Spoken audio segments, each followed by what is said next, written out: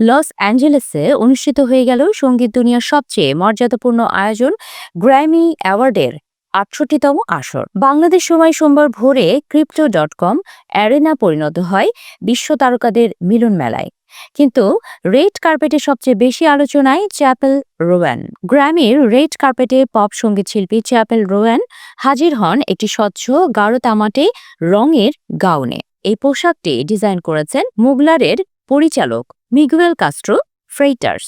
চ্যাপেলের কাস্টম নেগলিজি পোশাক এবং ম্যাচিং কেপ তৈরি করা হয়েছিল গাঢ় লাল গার্নেট রঙের সিল্ক জর্জেট কাপড়ে।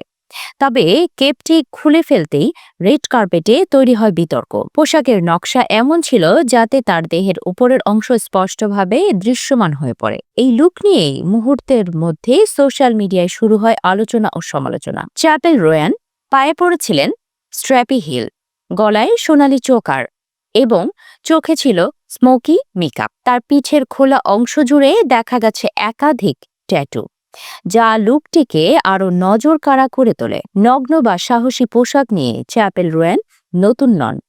এর আগেও বিভিন্ন অনুষ্ঠানে এই ধরনের লুকের কারণে সমালোচিত হয়েছেন তিনি। বছর ২ আগে এক পোস্টে চ্যাপেল লিখেছিলেন, বিখ্যাত ব্যক্তিদের প্রতি দুর্ব্যবহার বা হয়রানি কখনোই স্বাভাবিক হতে পারে না এবং এসব তিনি পাত্তা দেন না। উল্লেখ্য, গ্র্যামি ৬৭তম আসরে চ্যাপেল রোয়ান জিতেছিলেন বেস্ট নিউ আর্টিস্ট পুরস্কার। এবছর তার জনপ্রিয় গান the subway, mono pop solo performance এবং রেকর্ড অব দ্য ইয়ার বিভাগে। তবে এবার বিচারকদের মন জয় করতে পারেনি তিনি।